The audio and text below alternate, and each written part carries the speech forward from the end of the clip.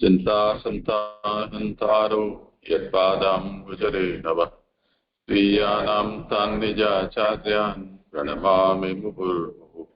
यदनुग्रहतो जन्तुः सर्वदुःखार्तिको भवेत् तमहं सर्वदा वन्दे श्रीमद्वल्लभनन्दनम्।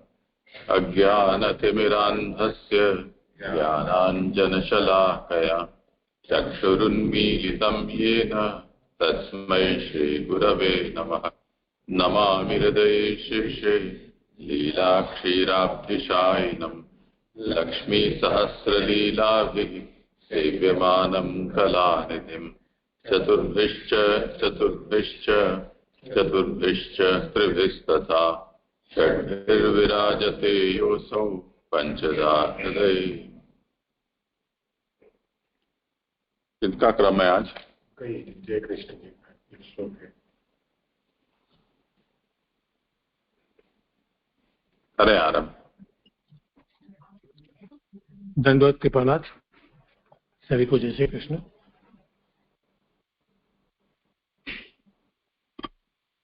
तृतीय अध्याय चल रहा है। इसमें विशेष भगवान के अवतारों का निरूपण किया गया है। दूसरे अध्याय में फल साधन के निर्णय में सृष्टि प्रवेश, नानात्व भोग, रक्षात इस प्रकार की लीलाओं का वर्णन देखा। और तृतीय अध्याय में बाकी बचे हुए अवतारों का, पुरुषार्थों का और जो सर्व प्रार्थनी धर्मी इसका निर्णय यहाँ किया जाएगा। सनकादिक ऋषियों ने स्तुति जी से प्रश्न पूछा। उस श्रृंखला में छठे प्रश्न का अवतार संबंधित चर्चा हम कर रहे हैं कि कृष्ण के स्वरूप से सूत जी भी पूरी तरह परिचित नहीं थे। तो 5 प्रश्नों तक का तो उत्तर वहां हुआ, परंतु अब उसके संदर्भ में अवतार संबंधित इस प्रश्न का उत्तर यहाँ देखेंगे। पुरुषावतार रूप धारण करके जो प्रथम सृष्टि की संरचना की, फिर अवतारों का निवास स्थान, मूल स्थान, विराट स्वरूप को प्रकट किया और प्रथम सृष्टि की रचना हुई, उनमें जो अवतार हुए उस श्रृंखला में हम लोगों ने देखा। प्रथम अवतार में सनत कुमारों का, तत्पश्चात 12 अवतार, फिर नारद जी का अवतार तृतीय, चतुर्थ अवतार में नर नारायण के अवतार की चर्चा हुई। 9 तक की संपन्नता में 4 श्लोक 4 अवतारों तक की चर्चा कल संपन्न हुई। पंचम अवतार 10वां श्लोक। पंचमः कपिलो नाम सिद्धेशः काल विप्लुतम प्रोवाचा सूर्य सांख्य तत्वग्राम विनिर्णयम्। श्लोकार्थ। 5वां अवतार सिद्धों के स्वामी कपिल का है, जिसने काल से नष्ट हुए तत्व समूह के निर्णय रूप सांख्य शास्त्र का उपदेश आसुरी ऋषि को दिया। सुबोधिनी। सांख्य ज्ञान वेद ज्ञान के अनंतर होता है। वेदोक्त ब्रह्मचर्य आदि चारों आश्रम धर्मों के अनंतर सांख्य का ज्ञान होता है। इसलिए कपिल को 5वां अवतार कहा है। पहले पुराणों में सांख्य ज्ञान बतलाया गया था, किंतु उन पुराणों का प्रचार न होने से एवं उनमें सांख्य के साथ योग आदि के मिल जाने से एवं सांख्य ज्ञान के अंगभूत संन्यास के वास्तविक रूप से न रहने से यह सांख्य ज्ञान काल से नष्ट हो गया। कपिल से प्रवर्तित यह सांख्य ज्ञान पुनः काल से नष्ट नहीं होगा। इसका निर्देश सिद्धेशः शब्द से किया गया है। सिद्ध से युक्त को सिद्ध कहते हैं और कपिल उनके स्वामी ईश हैं। कपिल जैसों की मनः सिद्धि से सांख्य ज्ञान पुनः लुप्त नहीं हुआ। कपिल देव ने आसुरी ऋषि को सांख्य ज्ञान का उपदेश दिया। कपिल शब्द का अर्थ है कपीन विषयात्मकान लाते, तात्पर्य विषयासक्त पाप योनि वाले स्त्री शूद्र आदि का हित करने वाले को कपिल कहते हैं। यह सांख्य ज्ञान स्त्री शूद्र आदि सबको दिया जा सकता है, इसलिए सांख्य ज्ञान के प्रवर्तक का नाम कपिल कहा गया है। श्लोकस्थ श्लोक में जो आया, आसुरी पद से आसुरी नाम के ऋषि लिए गए हैं। जिसमें तत्वों की संख्या हो उसे सांख्य कहते हैं। सांख्य शास्त्र ने तत्वों की संकरता को मिटाने के लिए उनकी पृथक पृथक संख्या में विभाजन किया है। इनमें कितने ही समान धर्म वाले हैं और कितने ही विरुद्ध धर्म वाले। इस संख्या के फलस्वरूप तत्वों के समूह का विशेष रूप से निर्णय हो जाता है। संक्षेप में, तत्वों के समूह का विशेष रूप से निर्णय करने वाला शास्त्र सांख्य शास्त्र कहलाता है। अब इससे संबंधित जो समझ मुझे प्राप्त हुई, अल्पमति में प्रस्तुत करता हूं। वेदों में वर्णित जो भक्ति या मोक्ष प्राप्ति के लिए वर्णाश्रम धर्म के अनुसार जो चारों आश्रमों का पालन करना द्विजों के लिए अनिवार्य था या अनिवार्य है, यानी आश्रमों के अनुसार संन्यास आश्रम ग्रहण करना भी आवश्यक होता था।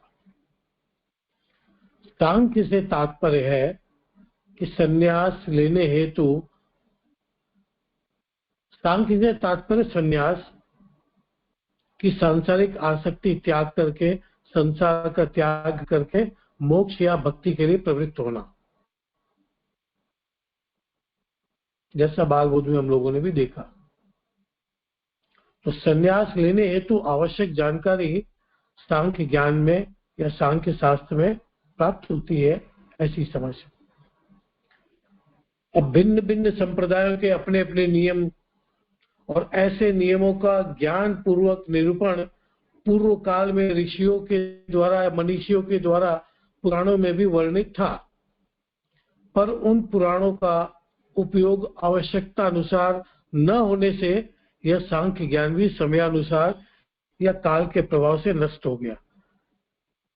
यानी संन्यास के जो नियम थे, जो पद्धति थी, मूल रूप से जिसमें एकांतवास भी होता, तो इस प्रकार से वो न होने के कारण, उस पर अमल न होने के कारण वो ज्ञान नष्ट हो गया। उसके साथ योग का मिल जाना, यानी जो संन्यास के दौरान एकांतवास की बात आई, तब एकांतवास न करते हुए यज्ञ तप इत्यादि करना, जिसमें एक सामूहिक रूप से संन्यास लेने वाले ऐसा एक आश्रम पद्धति, तो वहां रहकर सामूहिक रूप से यज्ञ इत्यादि करना, तो एकांतवास वहां पर संन्यास का जो मुख्य रूप है वो नष्ट हो गया। और योग का मिलना का तात्पर्य यही समझ में आया कि सामूहिक रूप से जो इकट्ठे होकर सन्यासी जो मोक्ष या भक्ति के उपाय करते थे, वो योग हुआ। यानी अपना एक अलग संसार, योनि आश्रमों का, जहां समूह में रहकर यज्ञ इत्यादि कृत्यों को करते हुए मोक्ष प्राप्ति के प्रयास के कारण किया। तो इस प्रकार योग के साथ उसका मिलना हो गया, तो शुद्ध सांख्य जो था वो लुप्त हो गया या नष्ट हो गया। इस प्रकार नष्ट हो जाने से प्रभु ने फिर कपिल के रूप में अवतरित होकर पुनः सिद्धस्थ होकर सांख्य के शास्त्र कोश के ज्ञान सहित उसे प्रकट किया कि मूल रूप से जो सांख्य का जो तात्पर्य है वो पुनः स्थापित होना चाहिए, ऐसा मुझे समझ में आया, जो कि काल के प्रभाव से मुक्त था। जब कपिल मुनि ने सिद्धि के द्वारा इसको स्थापित किया तो काल के प्रभाव से भी मुक्त था, यानी अब पुनः नष्ट होने की संभावना खत्म हो गई। कपिल मुनि ने यह ज्ञान फिर आसुरी नामक ऋषि को दिया। जैसा हम लोगों ने भी देखा, अर्थ में कपिल उनको कहते हैं कि जो स्त्री शुद्ध आदि जो पाप योनि वाले या विषयासक्त जीव है, ऐसे लोगों को इनका ज्ञान उन्होंने प्राप्त कराया कि इन्हें मुक्ति प्राप्त हो, कदाचित इसलिए उन्होंने सांख्य का ज्ञान ऐसों को कराया। सांख्य यानी जो तत्वों के समूह का विशेष रूप से निर्णय कराता है। ये दो बात मुझे समझ में नहीं आई। मेरा प्रश्न दो जगह है। प्रथम, कपिल को पांचवा अवतार कहा गया है, उसका आधार वेदों में वर्णित या धर्मों के अनंतर जो सांख्य का ज्ञान होता है, इसलिए कपिल को पांचवा, या वेदोक्त ब्रह्मचर्य आदि चारों आश्रम, तो इसके कारण कपिल का पांचवा अवतार, ये स्पष्ट नहीं हो रहा है मुझे। और दूसरा प्रश्न है कि संक्षेप में जो तत्वों के समूह का विशेष रूप से निर्णय करने वाला, तो तत्व क्या है, किस प्रकार के तत्व की चर्चा है, ये भी स्पष्ट नहीं है। बाकी जो मेरी समझ में प्राप्त हुआ वो मैंने प्रस्तुत किया। 10वां श्लोक क्या संपन्न होता है, कृपा धन्यवाद। आगे के जो अवतार बताएं वो सनकादि से आरंभ होते हुए वर्ण क्रम से बताए। ये वर्ण जो है वो वेदोक्त है। उसके बाद ये सांख्य है जो सभी वर्णों के और सभी लिंग के मनुष्यों के लिए हितकारी है। तो 4 वर्णों के बाद ये 5वां आया, या 4 आश्रमों के बाद ये 5वां आया। उस अभिप्राय से। और तत्वों का विषय मतलब ये है कि जड़ चेतन, ये जो 2 मुख्य हैं, यानी प्रकृति और पुरुष, और पीछे प्रकृति के विकारभूत जो अन्य तत्व, वो यहाँ तत्व शब्द से सांख्य के द्वारा सोचे गए तत्व के संबंध में कहा जाता है।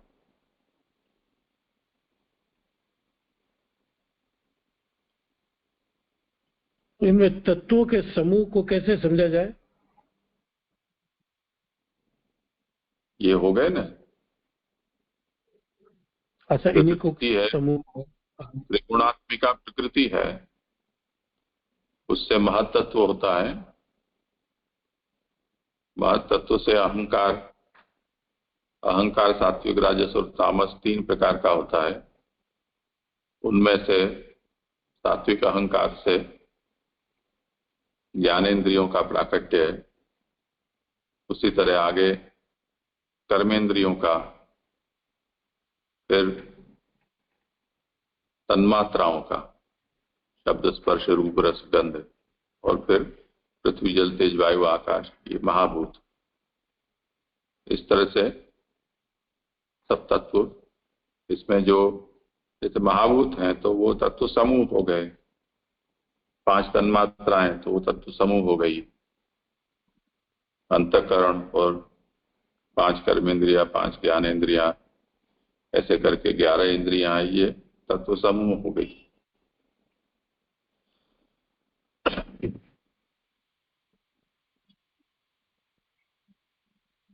हाँ जी, अभी स्पष्ट हुआ, समझ में भी आ गया।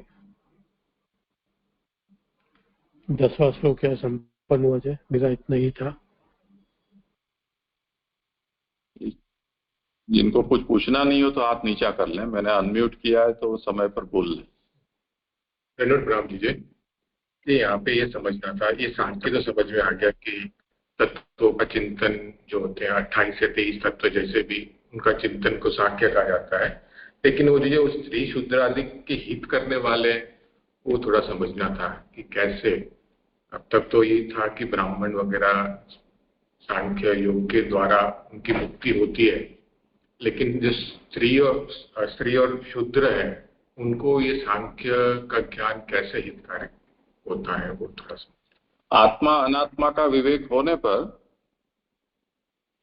तत्व ज्ञान तो होता है, और इसमें वैदिक जो तत्व ज्ञान है वो वर्णाश्रमाधिकारक है, द्विजाधिकारक होता है, और शास्त्रीय संन्यास ग्रहण करने के बाद केवल ब्राह्मण की ही मुक्ति हो सकती है। परंतु इस ज्ञान से सांख्योक्त मुक्ति तो प्राप्त हो ही सकती है।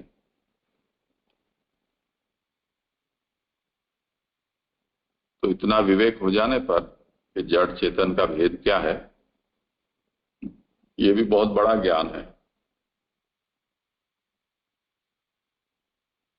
जी और किसी को कुछ कहना है?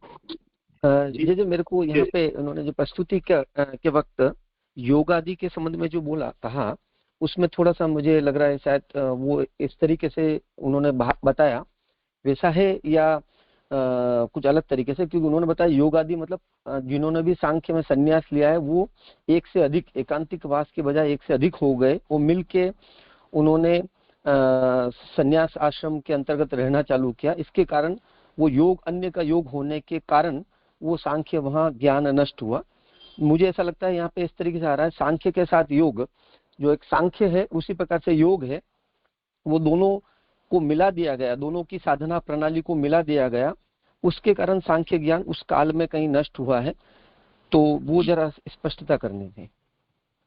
हाँ, वो सही बात है, ऐसा ही समझना चाहिए। जी जी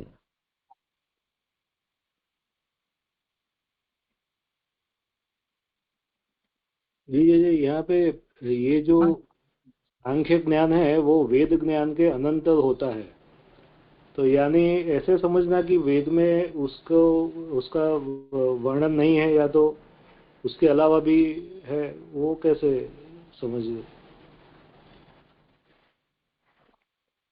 वेदोक्त तो भगवान की वाणी है, सबसे आद्य है।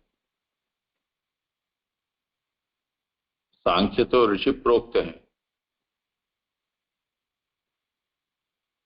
उनका प्राकट्य सांख्य ज्ञान का तो बहुत बाद में हुआ।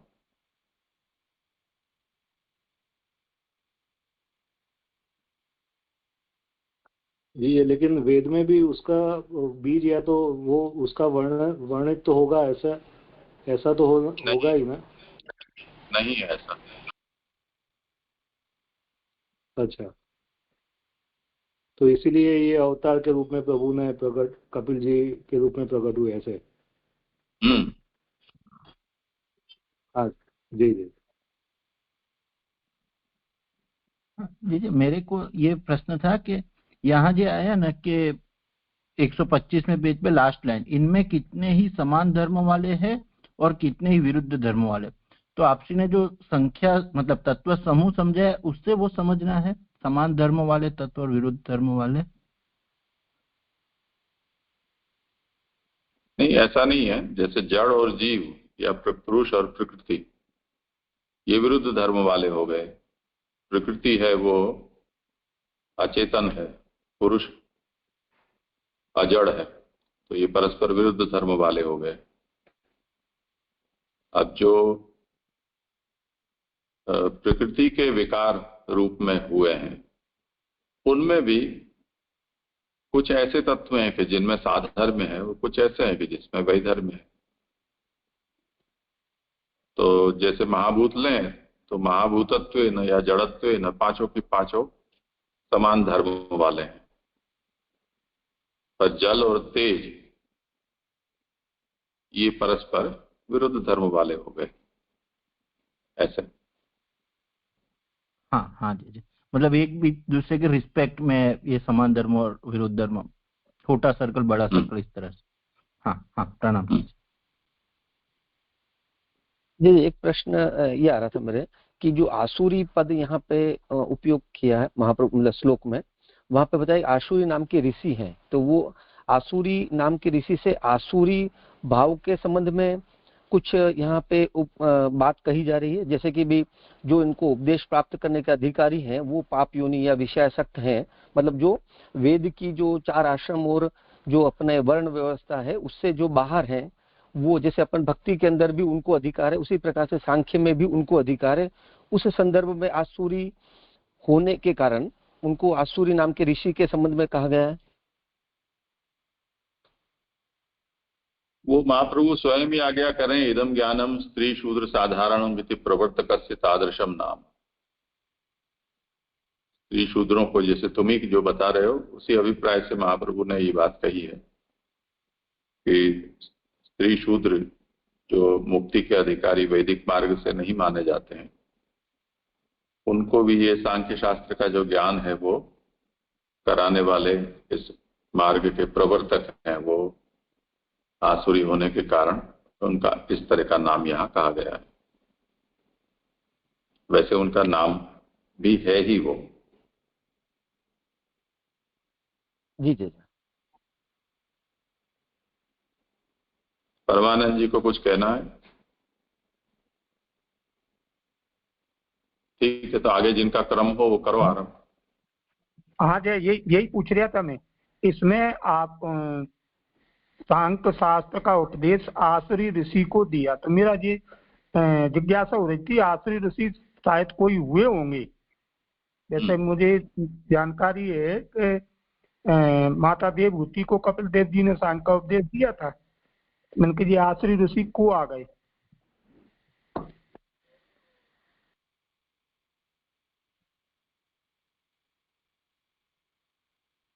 हाँ ठीक है। मेरा क्रम है 11वें श्लोक से, करूँ मैं? हाँ हाँ। 11वें श्लोक का आभासार्थ, पृष्ठ नंबर 126, पीडीएफ का पेज 232। आभासार्थ में कहा गया है, ब्रह्मचर्य, यज्ञ, भगवत सेवा, उपशम, सांख्य तथा योग, इस प्रकार छठा योग है, इसलिए योग के प्रवर्तक अवतार का निरूपण करते हैं। तो अभी 5 अवतार देखे, उसके बाद जो छठा है उसका वो जो क्रम पहले से लेकर छठे तक आचार्य गिना रहे हैं कि ब्रह्मचर्य, दूसरा यज्ञ जो यज्ञ वरा अवतार, भगवत सेवा जो नारद जी है, उपशम जो है, और उसके बाद सांख्य जो अभी हमने देखा, और फिर अभी ये छठा अवतार है योग का है। षष्ठमत्रेर पत्यत्वं व्रतः प्राप्तो नैषु यः आन्वीक्षिकी मलार्काय प्रहलादादि उच्चीवन। श्लोकार्थ है, छठे अवतार में अत्रि पत्नी अनसुया द्वारा पुत्र रूप से प्रार्थित भगवान दत्तात्रेय रूप से प्रकट हुए। इन्होंने अलर्क एवं प्रहलाद आदि को योग पुरस्सर आत्मविद्या कही। सुबोधिनी, भगवान ने सोचा कि अनसुया ने आप जैसा पुत्र हो, इस बहाने से मुझे मांगा है, इसलिए अनिर्ष्या पूर्वक भगवान दत्तात्रेय के रूप में प्रकट हुए, अथवा अत्रि ने उनको चाहा और अनसुया से उन्होंने जन्म लिया। तो यहाँ 2 पक्ष गिना रहे आचार्य। जो कंक्लूजन इसका है कि पुराणों में अनसुया द्वारा तथा अत्रि द्वारा भी भगवान को पुत्रत्वेन चाहा जाना कहा गया है, इसलिए यहाँ दोनों ही पक्ष लिए गए हैं। तो जैसी थोड़ी मेरी समझ है, वैसे यहाँ 2 पक्ष जो गिना रहे आचार्य वो ये कि जो दत्तात्रेय रूप में भगवान को चाहना, मतलब भगवान को पुत्र के रूप में चाहना, ये अत्रि ने जो ऋषि हैं और उनकी पत्नी जो अनसुया है, जिनको महासती भी कहते हैं, वो उन दोनों ने ऐसे चाहा था। अलग अलग पुराण में वो प्रसंग मिलते हैं, और जो सबसे पॉपुलर प्रसंग अनुसुया जी का है वो ब्रह्मा विष्णु महेश जो है वहां पर वरदान देने आते हैं, क्योंकि उन्होंने वो जो तप करते हैं अनसुया जी की, उन्हें भगवान जैसा पुत्र चाहिए। तो वो कथा जो मिलती है शायद सबने सुनी भी होगी। तो वो एक कथा है, और दूसरी अत्रि द्वारा भी भगवान, अत्रि जी ने भी भगवान को जो पुत्रत्व ना चाहा था। तो ये दोनों पक्ष, जैसे मेरी समझ है, यहाँ दो पक्ष, उस हिसाब से यहाँ दो पक्ष कहा गया है। आन्वीक्षिकी जो पदार्थ शब्दार्थ आचारण कर रहे हैं यहाँ पर, तो ये आन्वीक्षिकी का अर्थ है अर्थात योग पुरस्सर आत्मविद्या का इन दत्तात्रेय भगवान ने अलर्क नामक राजा को उपदेश किया था, किंतु वह राजस प्रकृति का था, इसलिए शास्त्र में उसकी निष्ठा रहेगी या नहीं, इस संदेह से उसी आत्मविद्या को दत्तात्रेय ने प्रहलाद आदि को कही।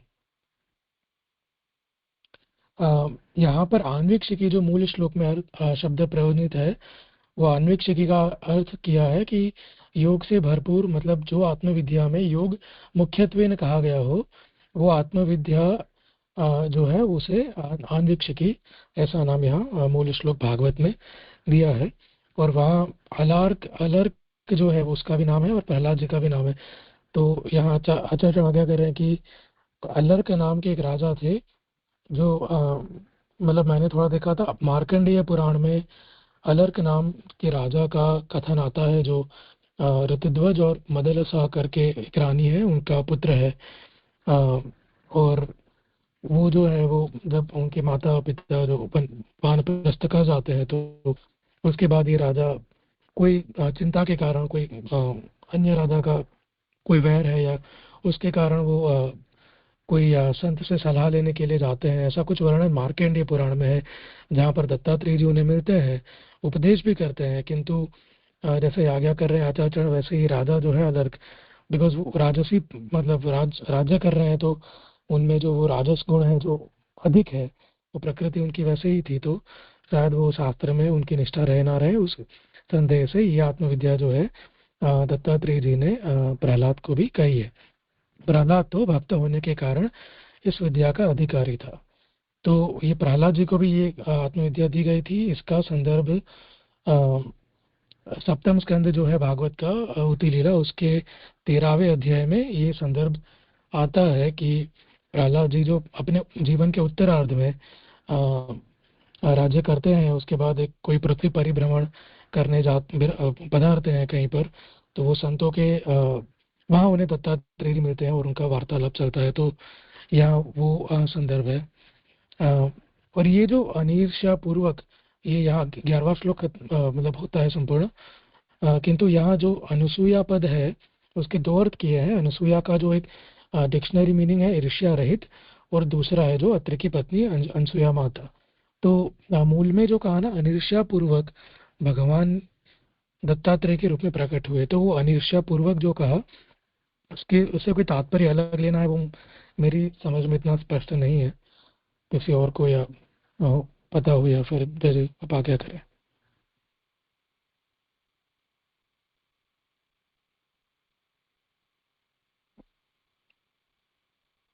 नहीं, यही बात ये स्पष्ट ही है।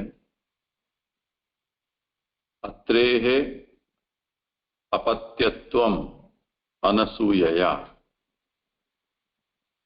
तो अत्रेः अनसूयया अपत्यत्वम वृतः, ऐसा इसका अन्वय है। अब अत्रि की पत्नी अनसूया है, वो उसका नाम भी है, और दूसरा अत्रि के वहां भगवान ईर्ष्या रहित होकर, तो अनिर्ष्या पूर्वक भगवान वहां प्रकट हुए। इसमें ईर्ष्या का विषय कहां से आता है? तो वो उन्होंने ऐसी कामना की थी कि भगवान के जैसा पुत्र हो, तो भगवान के जैसा तो और कोई हो नहीं सकता है, तो स्वयं भगवान ही पुत्रत्वेन वहां प्रकट हुए। इसको यहाँ पर असूया राहित्य के अर्थ में कहा गया है।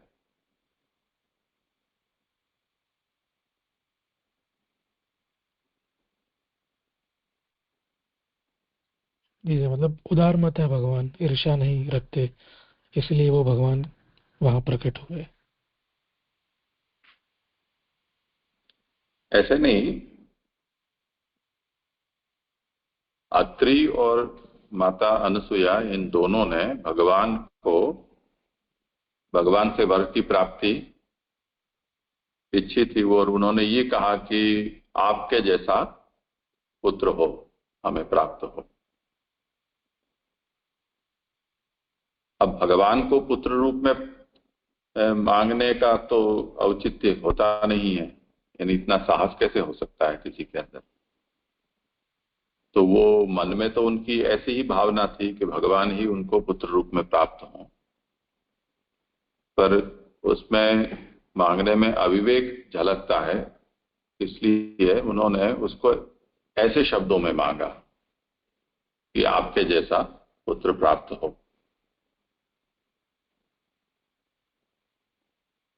तो भगवान ने उनकी कामना के अनुसार स्वयं ही पुत्र होकर प्रकट होना, ऐसा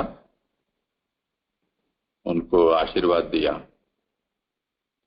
इस बात को यहां कहते हैं कि अनसूया, भगवान के जैसा कोई हो नहीं सकता, तो भगवान ने अपने आप को ही पुत्र रूप में उनके यहां प्रकट किया। ये असूया राहित्य है। अन्यथा भगवान ये कह सकते हैं ना कि कहाँ राजा भोज कहाँ गंगू तेली, आपकी ऐसी क्या योग्यता है कि मैं आपके यहाँ पुत्र रूप में अवतरित हूं। तो ऐसी असूया होने पर भगवान उनकी कामना पूर्ण न करके और कुछ भी और भी संतति किसी के रूप में आप वरदान दे देते। तो ऐसा असूया का व्यवहार भगवान ने नहीं किया और पुत्र रूप से आप स्वयं ही प्रकट हुए।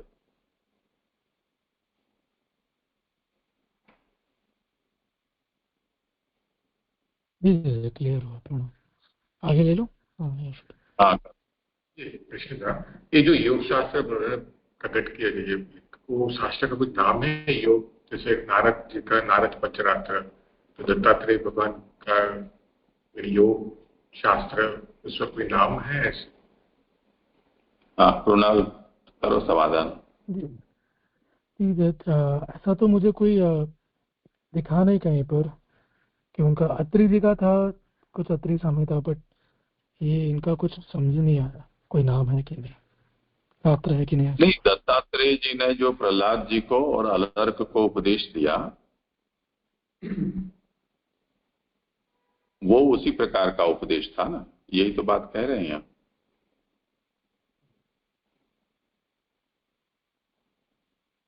शास्त्र के रूप में प्रकट नहीं हुआ जी, वो उपदेश के रूप में जो है वही। हाँ जी,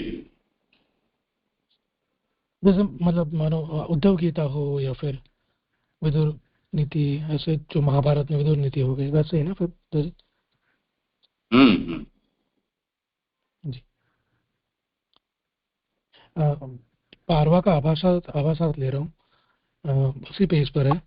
आभासात आज्ञा करते हैं, इस प्रकार ब्राह्मणों का 6 प्रकार से वर्णन हुआ है, क्योंकि ब्रह्मचर्य, यज्ञ, भगवत सेवा, उपशम, सांख्य ज्ञान तथा योग, ये 6 कर्म ब्राह्मण में प्रसिद्ध हैं। तो यहाँ जो 6 अवतार को हमने देखा, वो 6 प्रकार से जो वर्णन है उसमें ये आज्ञा कर रहे हैं कि ये क्रम संगति जो है वो ब्राह्मणों में जो प्रसिद्ध कर्म है, मतलब उनके बहुत सारे कर्म होते हैं, किंतु वर्ण आश्रम के भेद से जो कर्म प्रसिद्ध हैं उस हिसाब से ब्रह्मचर्य, यज्ञ, भगवत सेवा, उपशम जो नर नारायण का, सांख्य ज्ञान जो कपिल जी का, और योग ये हमने अब तक देखा। यद्यपि 7वें श्लोक में वर्णित वराह अवतार जो आगे हमने देखा, वो अवतार क्रोध रूप होने से क्षत्रियों में परिगणित होना चाहिए, परंतु ब्रह्मा जी से प्रकट होने के कारण इस अवतार को भी ब्राह्मणों में गिन लिया गया है। तो यहाँ क्या कह रहे हैं कि 7वें श्लोक में मतलब जो हमने वराह अवतार, जो एक्चुअली इन अवतार के सेंस में देखो तो दूसरा है यज्ञ रूप भगवान, तो वो जो है वो क्रोध रूप है, क्योंकि वहां पर क्रोध का प्रसंग है। तो वो क्रोध जो है वो क्षत्रियों का जो है वो गुण धर्म है, तो वो क्षत्रियों में वो अवतार परिगणित, वो गिनना चाहिए। आपने आज्ञा जब आचार्य ने करी, जो ये सारे ब्राह्मण के कर्म हैं, तो यज्ञ भी मतलब जो है वहाँ कैसे गिन सकते हैं? तो उसका समाधान कर रहे हैं कि ब्रह्मा जी से प्रकट जो हुए हैं, तो उसके कारण यहाँ उन्हें ब्राह्मणों में गिना गया है। अभी ये जो बात है वो हमने 7वें श्लोक में ही देखा था कि वहाँ कोई विरोध है, मतलब शायद कल्प भेद से ब्रह्मा जी से भी बड़ा अवतार है, तो यहाँ पर उसकी समझ से यहाँ पर ये शंका समाधान कर रहे हैं, ऐसी मेरी मुझे समझ में आ रहा है। आगे शत्रुजय, धर्मनिष्ठा और प्रजापालन, ये 3 कर्म क्षत्रिय में रहते हैं। इसलिए अग्रिम 3 श्लोकों से यज्ञ, ऋषभ और पृथ्वीरूप अवतारों का वर्णन किया जाता है। पहले ब्राह्मणों का वर्णन हुआ, अब क्षत्रियों का वर्णन होगा। इस भिन्न क्रम को बताने के लिए ततः शब्द का प्रयोग किया गया है। तो जो क्षत्रियों, जैसे ब्राह्मणों के कर्म हमने देखे, यहाँ क्षत्रियों में भी जैसे जो है तीन कर्म उनके प्रसिद्ध है, जो शत्रु का विजय, धर्म में निष्ठा और प्रजा का पालन। ये तो आगे के जो 3 श्लोक आएंगे उनमें इनके अवतारों के रूप का जो वर्णन है ऐसे आज्ञा कर रहे हैं। और ये जो 12वां श्लोक है वहाँ ततः से जो श्लोक की आरंभ है वो ततः शब्द से आचार्य यही कह रहे हैं कि ब्राह्मणों के कर्म के अवतारों का जो है यहाँ पर समापन होता है और क्षत्रियों का जो अवतार है वो शुरू होता है। इसीलिए ततः से, जैसे नया वार्ता में एक टर्न ले रहे हो, वैसे यहाँ ततः शब्द प्रयोजित है। ततः सप्तम आकृत्यां रुचिर्यज्ञोऽभ्यजायत सयामाद्यै सुरगणैरापत् स्वयंभुवान्तरम्। श्लोकार्थ है, इसके पश्चात 7वें अवतार में रुचि से आकृति नाम की स्त्री में यज्ञ भगवान हुए, जिसने याम आदि देवताओं के गण सहित स्वयंभू मुनि की रक्षा की। सुबोधिनी, आकृति स्वयंभू मनु की पुत्री थी। यज्ञ भगवान यद्यपि रुचि नामक प्रजापति से आकृति में उत्पन्न हुए थे, तथापि स्वयंभू यहाँ मनु होना चाहिए, मुनि ने पुत्री का पुत्र होने के कारण अपने यहाँ रख लिया था। मनु ने अपनी पुत्री आकृति को देने के समय रुचि से यह स्वीकार करा लिया था कि उसके जो संतान होगी उसे मैं रख लूंगा। इस तरह मनु द्वारा पुत्र को ले लेने का तात्पर्य यह है कि यज्ञ तो ब्राह्मण करते हैं और फल मिलता है क्षत्रियों को। तो यहाँ 12वें श्लोक में जो आचार्यचरण आकृति मुनीर कन्या कहा गया है, तो वो उसकी व्याख्या करते हुए आचार्य आज्ञा कर रहे हैं कि ये जो आकृति है वो स्वयंभू मनु जो थे, वो इसका जो वंश है वो अष्टम स्कंद, भागवत का 8वां स्कंद जो है मनवंतर उस लीला, उसमें पहले अध्याय में ये स्वयंभू मनु की पूरी कथा जो है विस्तार से आती है। वहां पर ये आज्ञा मतलब मिलती है कि जो आकृति जो है वो जो प्रजापति जो है, रुचि नामक प्रजापति, उनसे जो है वो यज्ञ भगवान का प्राकट्य है, उन दोनों से।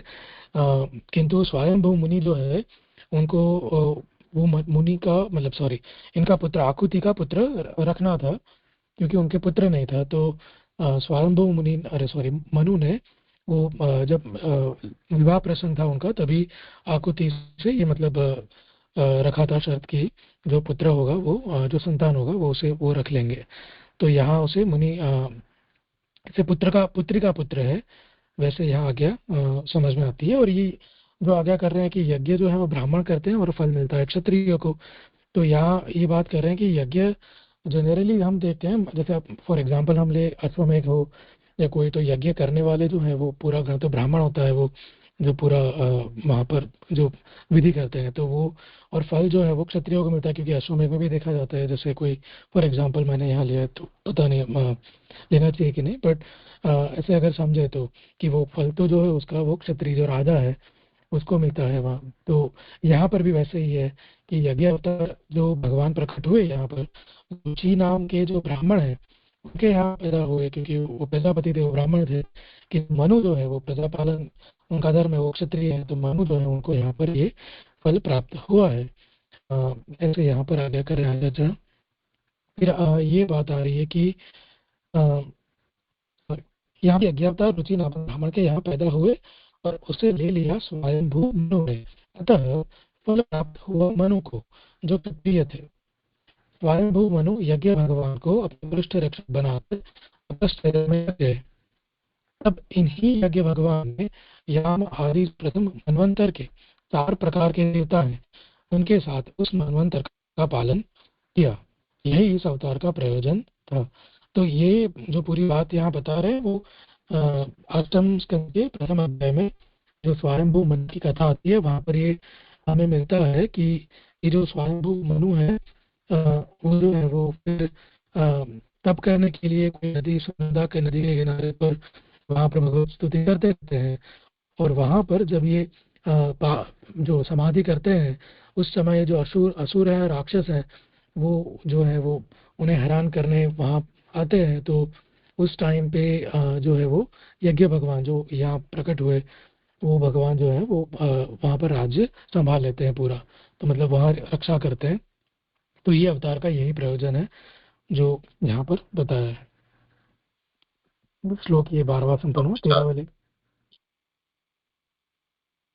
प्रजापति का राजा थे ऐसे रुचि नामक जो प्रजापति। हाँ, राधा तो एक्चुअली जो मैंने थोड़ा देखा था ना 8वें स्कंद में, तो वहां पर जो मुझे लगा उसमें ये जैसे आकुति और देवहूति दोनों बहनें हैं, वो जो है मनु की पुत्री हैं। तो उनका जो है उन्होंने मरीचि और वो जो प्रजापति है वो सारे ब्रह्मा जी के पुत्र हैं।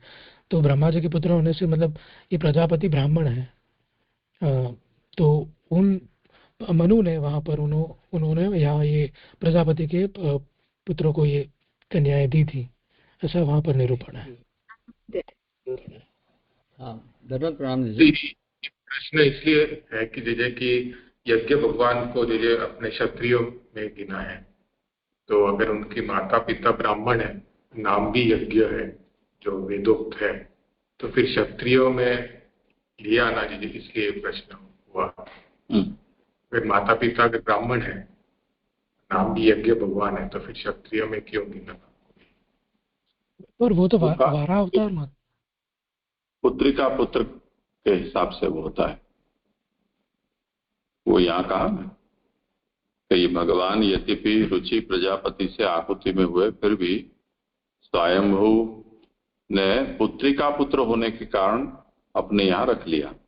पुत्रिका पुत्र का मतलब नाना जो है, मतलब आप अपनी बेटी को ऐसा करार कर ले कि तुम्हारा जो भी संतान होगा वो मेरा होगा, तो वो पुत्रिका पुत्र कहा जाता है।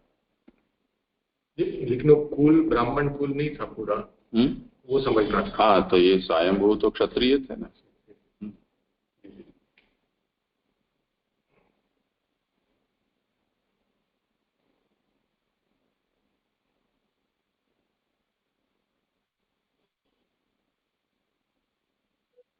हाँ, धन्यवाद राम जी।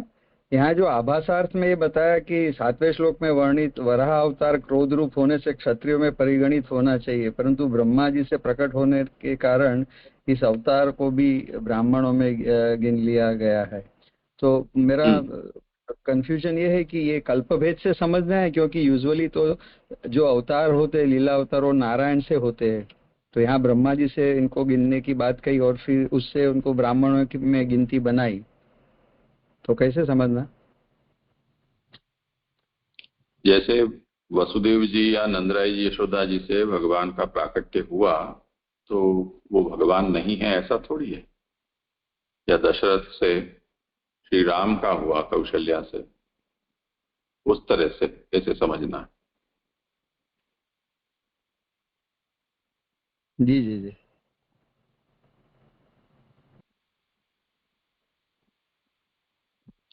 धन्यवाद प्रणाम जय। मुझे प्रश्न यज्ञ के विषय में था कि जैसे ब्राह्मण के उसमें कार्यों में हम समझते हैं कि यजनम याजनम तथा मनुस्मृति इत्यादि में पढ़ते हैं, तो यजन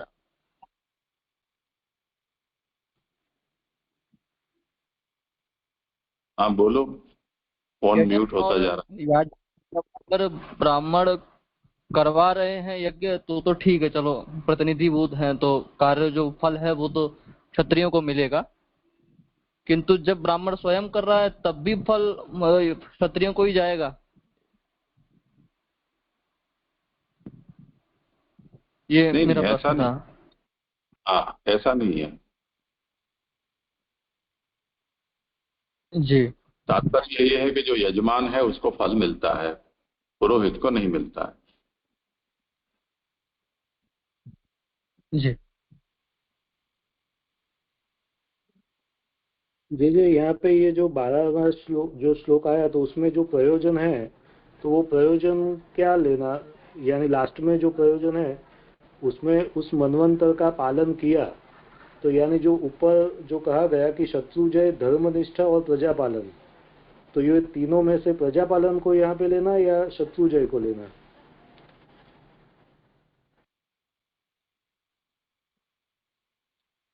यहाँ पर शत्रुजय लग रहा था मुझे, क्योंकि शत्रुजय सुबोधिनी के आज्ञा के अनुसार ये क्रमशः है। शत्रुजय यहाँ पर आगे धर्मनिष्ठा और फिर प्रजापालन, ये मेरी समझ है। मनवंतर का पालन क्यों किया? वो विघ्न नाश पूर्वक। क्योंकि ऐसा कोई प्रसंग तो नहीं लिखा है, फिर भी सीक्वेंस में तो ठीक। नहीं, अभी इन्होंने कथा सुना ही नहीं। स्वयंभू मनु यज्ञ भगवान को अपने पृष्ठ रक्षक बनाकर तपश्चर्या में लग गए।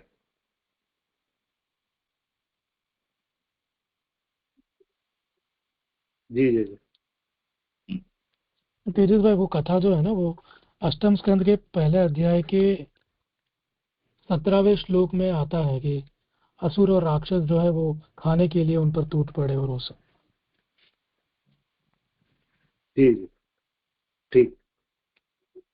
यहाँ पे जो पुत्री के पुत्र को रखने से इसका उन्होंने जोड़ा है कि ब्राह्मण यज्ञ तो ब्राह्मण करते हैं, फल मिलता है क्षत्रिय को, ये कैसे जोड़ा दीजिए समझना।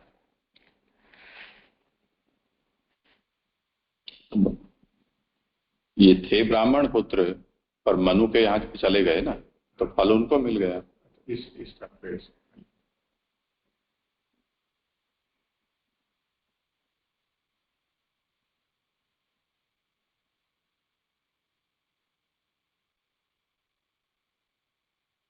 करो बोले आगे।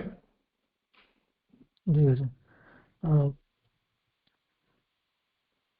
जी जी, सिर्फ एक क्वेश्चन ये था कि यहाँ पे ये जो अवतार का जो प्रयोजन है, तो यानी उन्होंने ऐसा जो अन्य और जो सब अवतार है उसमें ऐसा देखा जा है, तो भी जो मनुष्य के हाथ में नहीं है, या तो ऐसी कोई बात है कि जो भूतपूर्व है, जो जो करना मनुष्य के लिए संभव नहीं था, तो यहाँ पे ऐसा किस तरीके से समझना, वो प्रभु को अवतार लेके आना पड़े, ऐसा ऐसा कोई कार्य या ऐसा? हाँ बताओ कुणाल। ये जो अभी हमने देखा वो उसमें तो पूरा मनवंतर जो है वो संभालना शायद आई डोंट, मुझे लगा कि तो मनुष्य के लिए पॉसिबल नहीं होगा।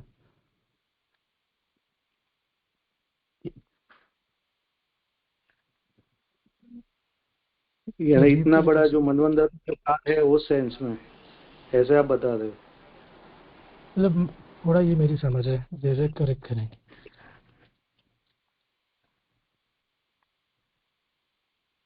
किसी को अनुसंधान हो और करना हो प्रयत्न तो।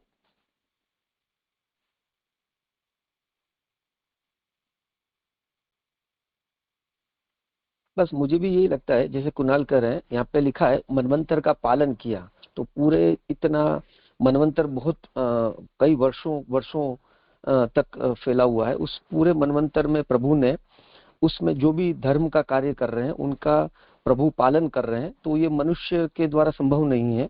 इसलिए प्रभु ने अवतार रूप से ये कार्य संभवित किया, इसलिए प्रभु को अवतार लेना रहा यज्ञ रूप में।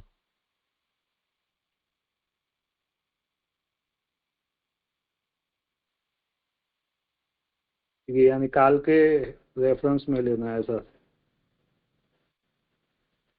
ठीक। हाँ, मनुष्य तो कितने समय तक संभाल सकता है ना, बहुत बड़ा है, इसको पूरे को अगर उन्होंने पालन कर लिया, क्योंकि यहाँ पे प्रयोजन अपन देखा ही, जैसे अभी कुणाल ने भी बताया कि मनवंतर का पालन किया, उस पूरे मनवंतर का यज्ञ रूप प्रभु ने पालन किया, तो वो तो मनुष्य के लिए संभव ही नहीं है। वो ठीक है, लेकिन ऐसे तो यानी और कोई जन्म नहीं लिया उस वक्त, ऐसा कोई राजा नहीं हुआ था ऐसा इस तरीके से। वो राजा तो सूक्ष्म काल तक कर पाएगा ना, वो उसका समय टाइम कम रहेगा, फिर उसके बाद और कोई राजा ऐसा आए, जरूरी नहीं है जो कर पाए। तो वो उसका, ये तो पूरा मनवंतर की बात हो रही है ना। क्योंकि यहाँ पे लास्ट में वो लिखा है कि भी प्रियव्रत आदि कल्पांतर में राजा बने, ऐसा सिर्फ लिखा हुआ है, यानी उनके जैसा कोई समर्थ नहीं उस वक्त नहीं था ऐसा। हाँ, वो तो फिर उन्होंने रक्षा करी ना, वो कथा के संदर्भ में आई बात। फिर जी, कथा ही देखी जी। ये प्रियव्रत जो है ना, वो एक्चुअली आगे ही आता है प्रथम स्कंद में उनका, और वो अलग कल्प में है, और एक मनवंतर है 71 चतुर्युग, तो मतलब बहुत बड़ा समय शायद ये भी है। और दूसरा मुझे लग रहा है कि शायद असुर जो थे उस टाइम पे, वो भी जो रक्षा करने वाला उससे ज्यादा सामर्थ्यशाली होंगे, इसलिए भगवान को आना पड़ा। यहाँ पे मेरे को एक प्रश्न है, पहले ये विषय संपन्न हो जाने तो तेजस जी। इसमें अगर हम मतलब भागवत जी का 8वां स्कंद है, उसका 5वां श्लोक देखें ना, तो उसमें ऐसा लिखा है कि मनु की 2 पुत्री हुई, आकुति और देवहूति। तो आकुति में जो यज्ञ मूर्ति हुए वो धर्म का उपदेश के लिए हुए, और देवहूति में कपिल देव जी हुए वो सांख्य के उपदेश के लिए हुए। तो मतलब वो भगवान ही उनके पुत्र हुए हैं। तो ऐसा भी हम समझ सकते हैं कि ठाकुर जी का एक धर्म उपदेश करने के लिए और एक सांख्य ज्ञान का उपदेश करने के लिए, इसलिए प्रभु का अवतार हो, मतलब भागवत जी का अगर हम रेफरेंस ले तो। यानी कि ये उस वक्त जो धर्म की रक्षा के लिए वो जो शत्रु से लड़ना या उस तरीके से पूरा पालन, ऐसे समझ आए, ऐसा आप बता रहे हो। धर्म जो है उसको स्थापन करने के लिए उन्होंने वो कार्य किया ऐसा इतने लंबे समय तक। हाँ, मतलब भागवत जी में 2 अवतार जो दिखाया है ना, मतलब आकुति और देवहूति से, तो उसमें ये अवतार के प्रयोजन वहां लिखे हैं 8वें स्कंद में, पहले अध्याय के 5वें श्लोक में। सही लगी। तो फिर प्रश्न हो कि फिर इसी मनवंतर की रक्षा क्यों, कितने अब इसके बाद भी कितने मनवंतर आएंगे, तो उसके लिए फिर उसकी रक्षा कौन करे। अगर हम ऐसे माने कि ये मनवंतर की रक्षा जैसे कि शत्रुओं से, अगर ऐसा माने तो फिर आगे वाले मनवंतरों की भी तो रक्षा के लिए कोई होने चाहिए। अगर धर्म का उपदेश है तो फिर वो चले, ऐसा लगे मुझे। मुझे वही प्रश्न था कि फिर इसी मनवंतर का बता रहे हैं, फिर बाकी मनवंतर का क्या, कैसे समझे फिर। नहीं, सबसे पहले तो इसमें ये हमें लक्ष्य में लेना चाहिए कि अवतार के विषय में हमने जो ये धारणा बांध रखी है कि असाधारण कार्य होना ही चाहिए, हो भी सकता है, और जिसको हम असाधारण मानते हैं वो असाधारणता उसकी किस तरह से सोची जाए। जैसे हम भीष्म पितामह या रावण या हिरण्यकशिपु, हिरण्याक्ष, जरासंध, दुर्योधन, ये जितने भी असुर हैं या असुरावेशी हैं, उनके सामर्थ्य को देखें तो वो सामर्थ्य भी कोई छोटी सामर्थ्य नहीं है। तो हिमालय को हिला दे इतनी शक्ति रावण में है, तो उसी को अवतार क्यों नहीं मान लेते हम। वृत्रासुर को हम क्यों अवतार न मान लें। सभी देवताओं के सभी शस्त्रों को निगल गया, भगा दिया, देवलोक को खाली कर दिया। तो जो हम अवतारों में प्रकट सामर्थ्य देखते हैं, उनके जैसा सामर्थ्य हमको इन असुरों में भी प्राप्त होता ही है। और जिन जिन अवतारों का यहाँ वर्णन आता है, अब जैसे बुद्ध अवतार आएगा, तो ऐसा कौन सा तीर मार लिया बुद्ध भगवान ने? ऐसा तो कोई असाधारण कार्य किया नहीं है।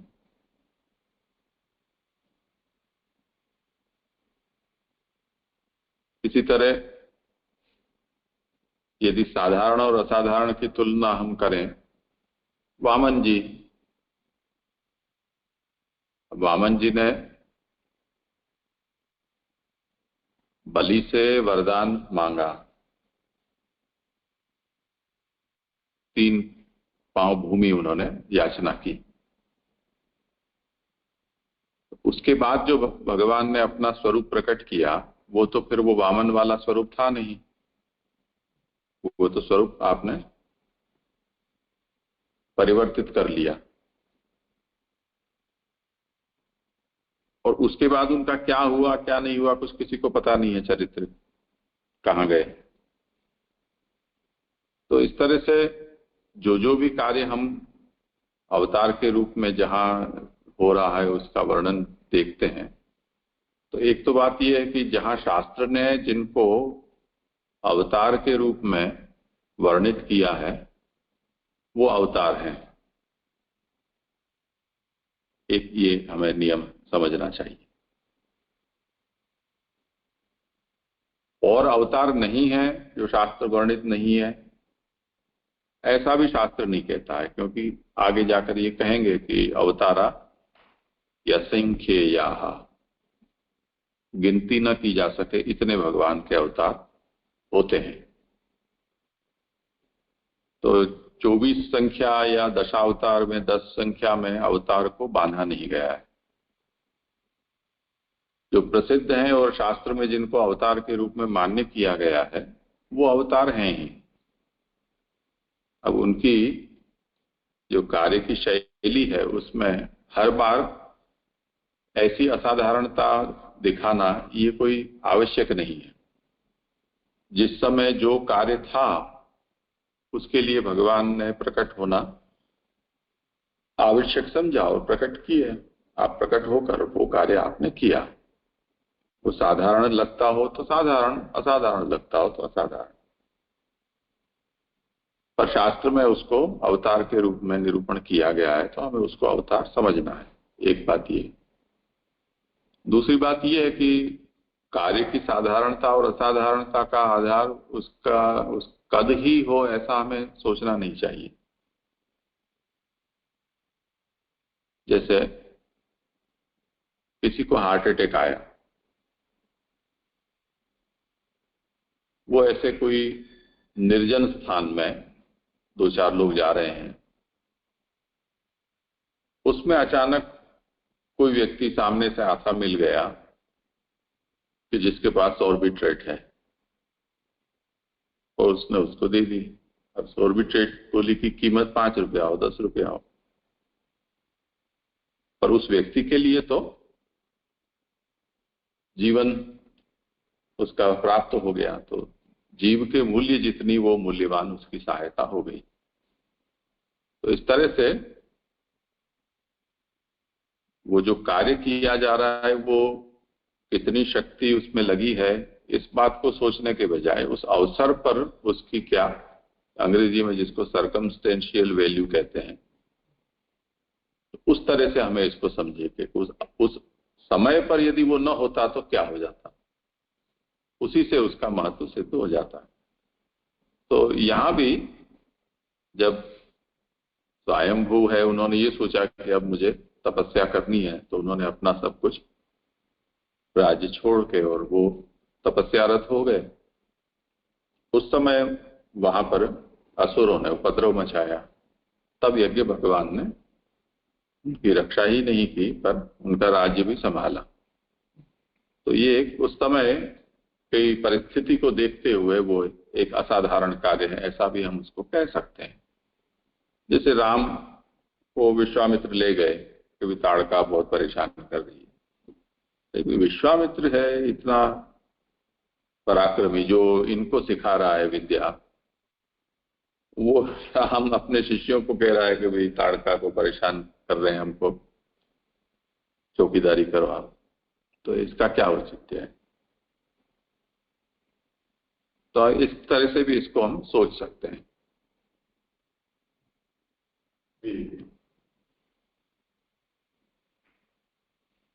हाँ, और कोई क्वेश्चन ना हो तो आगे लो।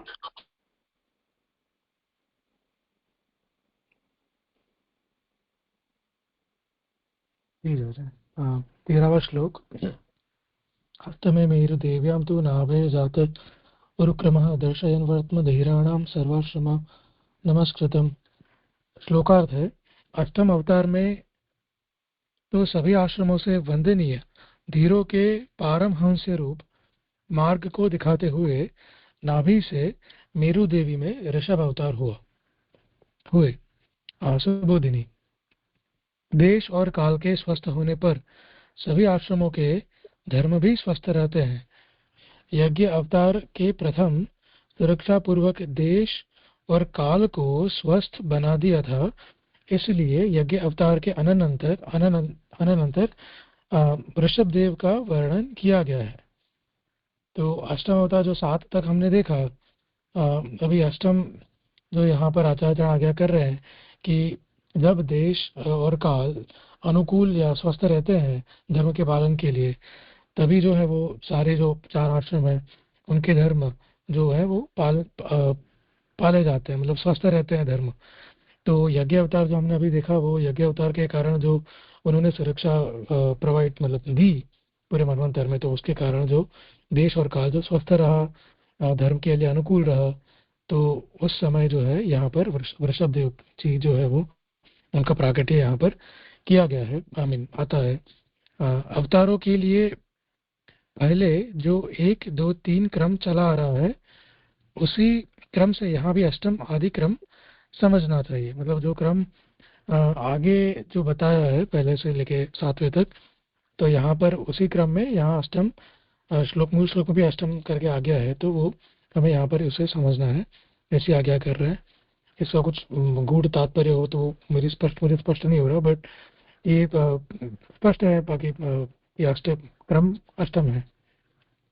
मेरु देवी अर्थात मेरु की पुत्री, तो जो मूल श्लोक में मेरु देव्याम वो आ गया है, तो पदार्थ उसका आचार्य यहाँ पर कर रहे हैं कि मेरु देवी जो है वो मेरु की पुत्री है। श्लोकस्थ मेरु देव्याम तु पद में तू का तात्पर्य यह है कि यह पुत्र माता के समान नहीं था, अथवा दूसरा पक्ष बुद्धावतार की तरह ये वेद विरुद्ध नहीं चले। तू पद का यह भी तात्पर्य होता है, यह ऋषभ अवतार गुणावतार विष्णु का अवतार है। इसी अभिप्राय को यहाँ उरुक्रम मतलब बहुत पराक्रम वाले पद से स्पष्ट किया गया है। मतलब यहाँ पर 3 पदों का जो है स्पष्टीकरण दिया, मेरु देवी, फिर ये तू पद का जो आचार्य यहाँ तात्पर्य हमें समझा रहे हैं, तो वो मेरी समझ में इतना नहीं आ रहा है, बट मुझे जितना स्पष्ट है थोड़ा भागवत के 5वें स्कंद के 3रे अध्याय में 3rd अध्याय में नाभि करके एक राजा है, वो उस राजा के यज्ञ में भगवान प्रकट होते हैं और उन्हें वरदान देते हैं कि मैं आपके वहां आऊंगा ऋषभ देव के रूप में। तो वो यहाँ पर मैं थोड़ा बताऊंगा कि उसमें ये आता है कि नाभि राजा जो है वो और मेरु देवी जो है वो उनकी पत्नी है। और बेसिकली ये बात है कि अग्निद्र प्रियव्रत के पुत्र अग्निद्र करके एक राजा हैं जिनके 9 पुत्र थे, उन्होंने ये 9 पुत्र मेरु पर्वत की 9 पुत्री थी उनको ये दे दिए। तो वो वंश में ये कथा है कि मेरु देवी और नाभि राजा उनके वंश में यहाँ पर ये यज्ञ करते हैं, और यज्ञ के दौरान एक भगवान जो अष्टभुजा वाले भगवान का प्राकट्य होता है और वो इन्हें कहते हैं कि मैं आपके कुल में आऊंगा, और फिर ये जो है वो वहाँ प्रकट मेरु देवी के गर्भ से होते हैं। अभी यहाँ तो कहा कि यह पुत्र माता के समान नहीं था, तो मेरु देवी का ऐसा कुछ चरित्र हो, मतलब वो समझ में मेरी नहीं आ रहा है, मुझे मिला भी नहीं कुछ ऐसा कि ऐसा कहने की पीछे तात्पर्य क्या है। कि या दूसरा पक्ष समझ में आ रहा है कि ये जो है बुद्धावतार की तरह वेद विरुद्ध नहीं थे, मतलब शायद मेरु देवी वेद विरुद्ध रही होगी, ऐसा मुझे भी संदेह है। किंतु ये तू पद का यहाँ तात्पर्य है। और उरुक्रम जो है वो विष्णु के लिए मतलब भगवान के लिए भी ये शब्द जो है संबोधन प्रयोजित होता है। तो ये कहने से तात्पर्य है कि बहुत पराक्रम जिन्होंने किए ऋषभ देव जी वैसे हैं। और बहुत पराक्रम से जैसे हम देखें ऋषभ देव जी का चरित्र पंचम स्कंद के 3 अध्याय से लेकर आगे आएगा, उसमें आता है कि उनके सपुत्र थे, उन्होंने राज्य अच्छे से किया और फिर वो संन्यास करते हैं। जो उसकी बात आगे चलती है कि ऋषभ देव जी द्वारा निरूपित संन्यास धर्म में धैर्य को मुख्य साधन माना है। यह आश्रम अंतिम होने के कारण सर्व आश्रमों से वंदनीय है। तो यहाँ पर जो है ऋषभ देव जी जो संन्यास धर्म है, जो चतुर्थ आश्रम है, वो वहाँ पर उनका ज्यादा वर्णन है कि ये यहाँ पर धैर्य जो है उसको मुख्य मानते हैं और ये आश्रम बिकॉज वंदनीय है। और ये ऋषभ देव जी का जो आचरण है स्पेशली संन्यास आश्रम, मतलब आगे भी चल हमने देखा था कि होता है, किंतु यहाँ पर ऋषभ देव जी का जो आचरण है वो निवृत्ति मार्ग की पराकाष्ठा है। तो ये वर्णन भी हमें चौथे अध्याय में 5वें स्कंद के चौथे 5वें अध्याय में मिलता है कि वो परमहंस होते हैं और वो क्या उपदेश करते हैं। तो उनका उपदेश वहां पर उपलब्ध है। और ये आज्ञा करें आचार्य के अंत्याश्रम माने अंतिम आश्रम होने के कारण यहाँ पाखंड की संभावना नहीं करनी चाहिए।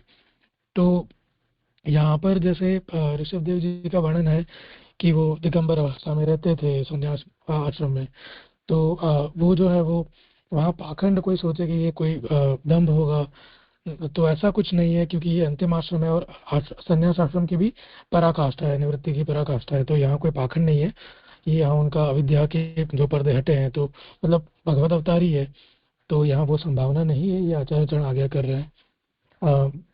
इससे हम ये भी शायद नहीं समझ सकते, कि मुझे थोड़ा संदेह है कि सारे अंत्याश्रम वाले अंत्याश्रमी जो होंगे वहाँ पाखंड की शायद संभावना होती होगी, इसलिए यहाँ स्पेशली कहना पड़ा आचार्य चरण को कि यहाँ ये संभावना मत करना। ये इसी का निर्देश जो है आचार्य चरण क्या करके नमस्कृतम, जो मूल श्लोक में नमस्कृतम पद है भागवत का, वो नमस्कृतम से ये आ गया है कि यहाँ कोई पाखंड धर्म नहीं है, इसलिए नमस्करणीय है, क्योंकि पाखंड धर्म कदापि नमस्करणीय नहीं होता। यह अवतार मेरु की पुत्री में नाभि से हुआ है। इस अवतार ने सर्व आश्रमों से नमस्करणीय धीरों के मार्ग को बताया है।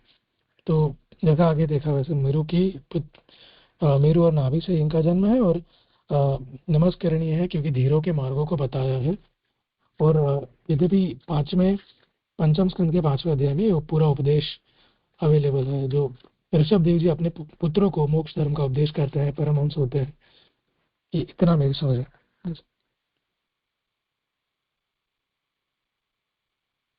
कुछ हो विचारणीय इसमें?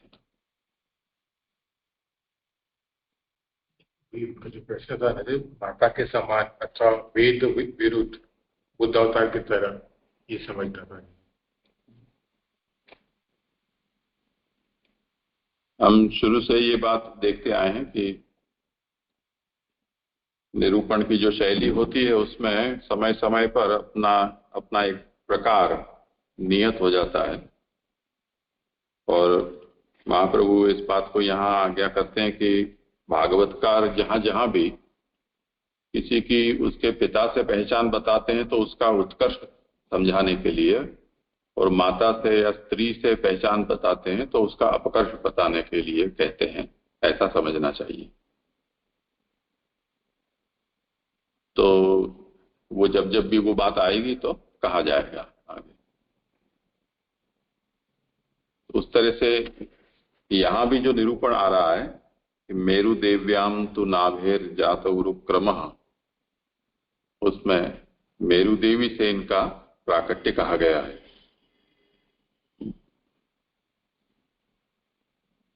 पर उसमें जो तुपद का प्रयोग है, मेरु देवी से प्रकट हुए हैं, ये तो क्योंकि अवतार हुआ है तो जैसे देवकी से या यशोदा से प्राकट्य है, ऐसा निरूपण उस अवतार के प्रक्रिया को समझाने के लिए करना आवश्यक है, इसलिए नाम दिया जाता है।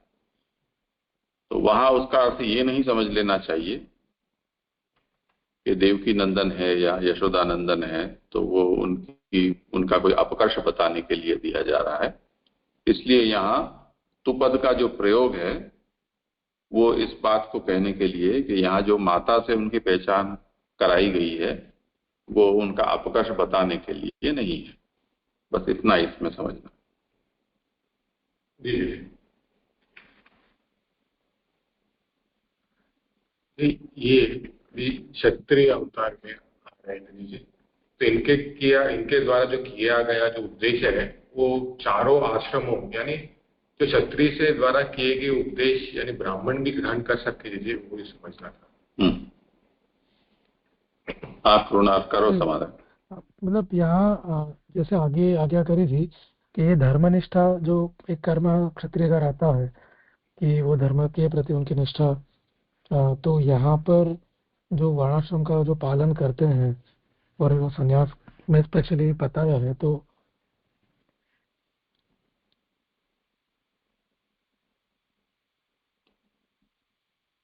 डिस्कनेक्ट।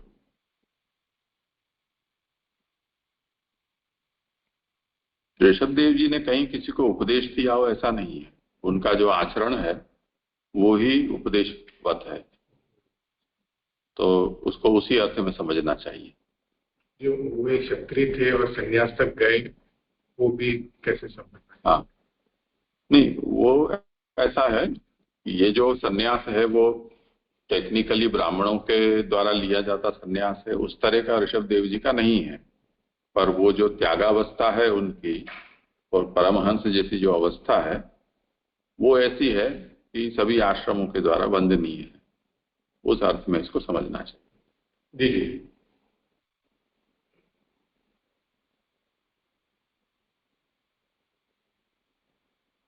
जी, क्षमा, पता नहीं डिस्कनेक्ट हो गया।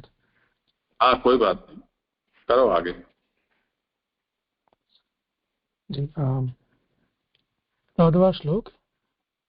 ऋषि वीर्याचितो भेजे नवमं पार्थिवं वपुः दुग्धे मामौषधे विप्राह तेनायं स उसत्तमः। श्लोकार्थ है कि ब्राह्मणों, उस विराट पुरुष भगवान ने नवम अवतार में पृथ्वी संबंधी शरीर को धारण किया। उसने पृथ्वी से औषधि रूप सभी वस्तुओं का दोहन किया, इसलिए यह भगवान परम रमणीय है। सुबोधिनी। पृथ्वी ने अवतार लिया ऐसा न कहकर पृथ्वी संबंधी देह को धारण किया। इस कथन का यह आशय है कि पृथु आवेश अवतार है। यह पुरुष ही था क्योंकि श्लोक में सह इस पुल्लिंगवाची सर्वनाम का प्रयोग किया गया है। तो यहाँ आचार्य आज्ञा कर रहे हैं कि पृथु जो है वो आवेश ही है। तो सुबोधिनी के अनुसार पहले उसका जो है विवेचन किया है कि पृथु ने अवतार न लिया, मतलब जैसे आगे आया कि यज्ञ ने अवतार, यज्ञ रूप भगवान ने अवतार लिया, ऐसे ना कहकर यहाँ पर ऐसा कहा है कि पृथु संबंधी देह मतलब पार्थिवम वपुः, तो पार्थिव पृथु का जो देह है वपु माने, तो वो कहकर ये आज्ञा कर रहे हैं आचार्य कि भागवतकार का आशय यह है कि ये पृथु जो है वो भगवान का उनमें आवेश था। और ये पुरुष ही था क्योंकि यह पुल्लिंगवाची सर्वनाम का प्रयोग है। तो मतलब ये देह जो है, मतलब मुझे लग रहा है जैसे देह के बपू कहा है तो देह के संबंध में ये पुरुष देह है, ऐसा आज्ञा हो रही है यहाँ पर। श्रेयः प्रजापालनमेव राज्ञाम, राजाओं के लिए प्रजापालन करना ही कल्याण रूप है। इसलिए तथा भगवान सबकी आत्मा है, अतः सर्वहितकारी धर्म पृथ्वी राजा में है। यह धर्म ऋषभदेव के द्वारा उपदिष्ट धर्म से भी उत्तम है, इसलिए पृथ्वी राजा भगवान का नवम अवतार है। तो यहाँ आचार्य आज्ञा कर रहे हैं कि ये जो है राजा जो है उनका प्रजा पालन करना, मतलब जो आगे भी हमने देखा कि एक क्षत्रिय के जो कर्म के 3 श्लोक है, उसमें ये तीसरा श्लोक है जिसमें प्रजा पालन जो है वो एक उसके लिए यहाँ पर अवतार है कि प्रजा पालन जो करना है वो कल्याण रूप है राजा के लिए। भगवान जो है वो सबकी आत्मा है, तो वो सर्वहितकारी सबका कल्याण जिसमें है वो धर्म जो है वो पृथ्वी राजा में है, क्योंकि पृथ्वी राजा जो उनका चरित्र है उसमें ये स्पष्ट है। यह धर्म ऋषभदेव के द्वारा उपदिष्ट धर्म से भी उत्तम है, इसलिए पृथ्वी राजा जो अवतार है। तो ऋषभदेव जी जो संन्यास का निवृत्ति मार्ग का जो धर्म दिखाते हैं तो वहाँ निवृत्ति में जो उत्तमता है उसका वर्णन है।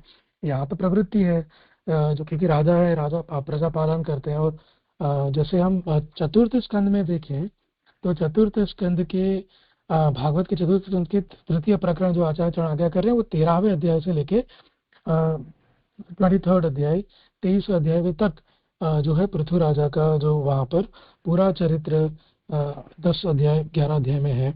वहाँ पर ये है कि पृथ्वी राजा जो है बड़े कार्य करते हैं वैसे प्रजा पालन के, तो वो प्रवृत्ति मार्ग है, पर क्योंकि वो सर्वात्मा भाव से, मतलब भगवान सबकी आत्मा है ये समझ के ये जो सर्व का कल्याण कर रहे हैं, तो वो जो है वो उससे भी उत्तम है, इसलिए शायद ऐसा बताया कि वो उत्तम है। पर ये जो है वो भगवान का क्रमशः नवम अवतार है। जब यह अवतार ऊपर कहे गए धर्मों से सब हितकारी आत्मधर्म का संस्थापक है, तो यह वेन जैसे दुष्ट राजा से क्यों कर पैदा हुआ? तो यहाँ एक शंका उठा रहे हैं कि अगर ये इतना कल्याणकारी जो अवतार है, पृथ्वी का देह जो है वो बेसिकली उनका जो शरीर है वो इतना भगवान ने उत्तम माना कि वो वहाँ आवेश है उनका, तो फिर ये वेन जैसे, मतलब उनका जो जन्म है मतलब पृथ्वी राजा का, तो वो आता है वहाँ पर ही, जैसे मैंने कहा चतुर्थ स्कंद के 15वें अध्याय में, कि वेन जो है वो बहुत दुष्ट था, ब्राह्मणों को बहुत सताता था, राज्य करता था तब।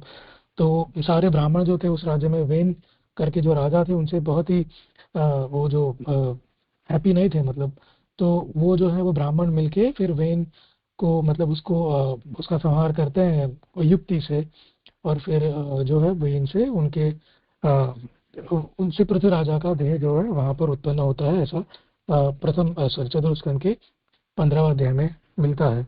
तो ये वेन राजा दुष्ट है, तो दोषी जो दुष्ट है उसके वहां पर जो पैदा हुआ तो उसका समाधान करते हैं मूल श्लोक के ऋषिभिर्या चितः इस पद से। इस शंका का यहाँ उत्तर देते हैं कि ऋषिभिर्या चितः ऋषियों से प्रार्थना किए गए भगवान साक्षात पृथ्वी रूप में अवतरित न होकर पृथ्वी के शरीर में आविष्ट हुए। इन्होंने इस पृथ्वी से औषधियां आदि सभी वस्तुओं का दोहन किया। तो ऋषि जैसे ऋषियों की प्रार्थना से भगवान जो वहां पर आवेश अवतार में प्रकट होते हैं, और प्रकट होकर जो पृथ्वी है, मतलब जिसका राज्य वो करते थे पृथ्वी राजा, तो वो पृथ्वी से जो औषधि आदि जो सब वस्तु है वहां पर उसका दोहन करते हैं। इमाम करके जो पद है उसका व्याख्या कर रहे हैं आचार्य अभी, कि इमाम शब्द से यहाँ पृथ्वी का ग्रहण किया गया है। दुह, ये दूसरा एक पद आया है उसमें, तो दुह धातु द्विकर्मक है, पृथ्वी तथा औषधि दोनों ही उसके कर्म है, और यह दोनों ही कर्म अभिष्ट है। मतलब दुह माने दोहना, जब हम गाय धोते हैं कहते हैं, तो वो दोहना जो है धातु है, वर्ब क्रियापद है, तो वो उसका कुछ तो यहाँ व्याकरण का नियम समझा कर कह रहे हैं कि वो द्विकर्मक है, मतलब पृथ्वी तथा औषधि दोनों उसके कर्म है, मतलब पृथ्वी को भी तो यहाँ दोनों ही कर्म अभिष्ट है। इस प्रकार सभी द्विकर्मक धातुओं में समझना चाहिए। यह दुग्धेमाम, तो जो इमाम है वो दुग्धेमाम उसमें है, तो दुग्धा जो पद है वह अदुग्ध के अर्थ में प्रयुक्त हुआ है। तो यहाँ बेसिकली ये फिर से व्याकरण की आज्ञा, मतलब व्याकरण का बात लेकर आचार्य समझा रहे हैं कि दुग्धा जो पद है वो अदुग्ध के अर्थ में प्रयुक्त हुआ है। मतलब आज्ञा ये है कि अलौकिक घटना का निर्देश करने के लिए यहाँ दुग्धा यह छांदस प्रयोग किया गया है। पृथ्वी से औषधियों का इस प्रकार से दोहन अलौकिक है। तो ये व्याकरण का कुछ नियम जो मुझे स्पष्ट नहीं है, किंतु ये व्याकरण छंद का जो प्रयोग है भागवतकार जो कर रहे हैं, तो आचार्य यहाँ कह रहे हैं कि ये इसमें अभिप्रेत यह है कि ये जो है दोहन जो पृथ्वी राजा ने किया, वो दोहन जो है वो लौकिक नहीं है, ये कोई अलौकिक घटना हो रही है। जैसे हम समझ सकते भगवान का आवेश है, तो यहाँ कुछ साधारण नहीं, कुछ असाधारण घट रहा है, पृथ्वी का दोहन करके सारी औषधियाँ वहाँ पर वो धो रहे हैं। छांदस प्रयोग होने से दुग्धा में अट अभाव आदि कार्य हुए, इसलिए अदुग्ध की जगह पर दुग्धा का प्रयोग किया गया है। यहाँ दुग्धा ऐसा पाठ भी मिलता है।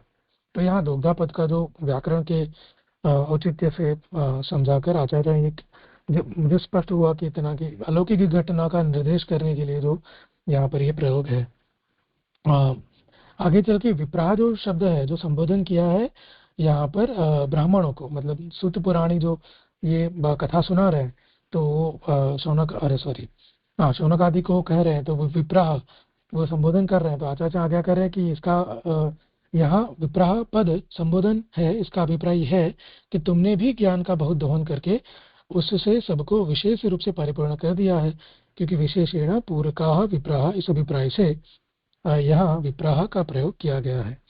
तो ये विप्राह जो है संबोधन, तो यहाँ पर संगति बिठा रहे आचार्य की, जैसे यहाँ पृथु राजा ने पृथ्वी का दोहन किया, जो अवतार भगवान ने मतलब वो अवतार आवेश करके, वैसे ही ये जो शौनक आदि है वो भी यहाँ प्रश्न जो किए उन्होंने, तो शायद मतलब ये मुझे थोड़ा इतना स्पष्ट नहीं है, बट मुझे मेरी समझ के अनुसार जो उन्होंने प्रश्न किए तो वो भी जो मनोमंथन करके वो वहां पर भी उन्होंने वो जो ज्ञान यहाँ प्रकट हो रहा है तो वो उसका ज्ञान का दोहन करके जो है सब सुन रहे हैं श्रोता उनको परिपूर्ण किया है, ऐसा यहाँ एक विशेषण है। पृथु अवतार का कार्य ही दोहन करना है, यह कार्य जीव साध्य नहीं है, इसी कारण पृथु नारायण का आवेश ही है, अर्थात पुरुष का आवेश अवतार है।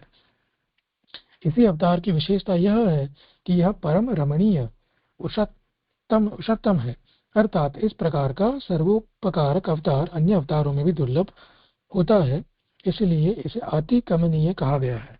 वे यहाँ उषत्तम जो मूल भागवत मतलब श्लोक में शब्द है उषत्तम, तो उसका यहाँ आचार्य समझा रहा है कि ये जो कार्य है पृथ्वी का दोहन करना, मतलब पूरी पृथ्वी का दोहन करना, जो एक्चुअली चौथे स्कंद के 18वें अध्याय में पूरा अध्याय पृथु राजा ने जो दोहन किया पृथ्वी का, उस पूरा अध्याय उसी पर है।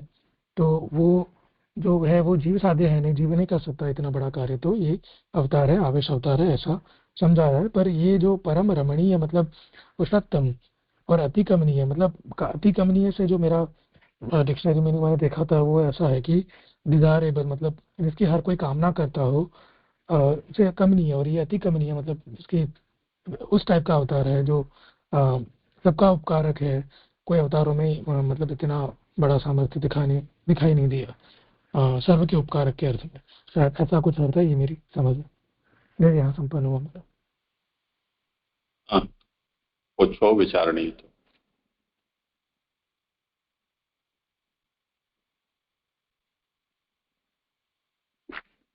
जो यहाँ पे ये जो यह धर्म ऋषभ देव के द्वारा उपदिष्ट धर्म से भी उत्तम है, तो वो उत्तमता किस तरीके से आ रही है वो समझ में नहीं आ रहा है।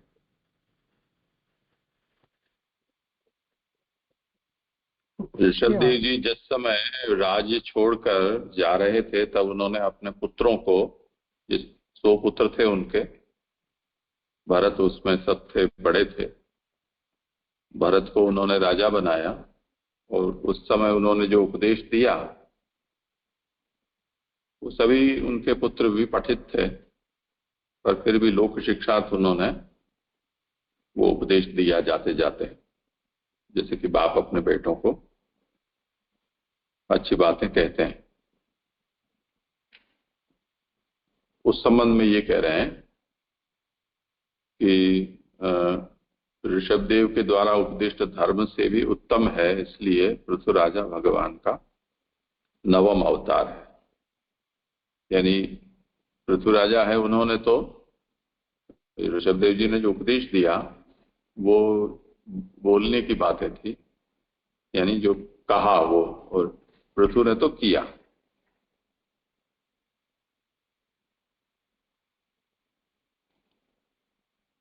जी जी जी, यानी मेरा जो थोड़ा वो क्वेश्चन इसीलिए हुआ क्योंकि उन्होंने तो निवृत्ति मार्ग की बारे में या तो उसके आचरण के बारे में वो उपदेश दिया, तो वो तो उससे तो मोक्ष की प्राप्ति या उस तरीके से तो पारलौकिक फल की बात है, और यहाँ जो पृथु राजा की बात है वो तो आलोक की या तो उपकारिता की बात है, तो उसके सेंस में थोड़ा कंफ्यूजन था इसीलिए।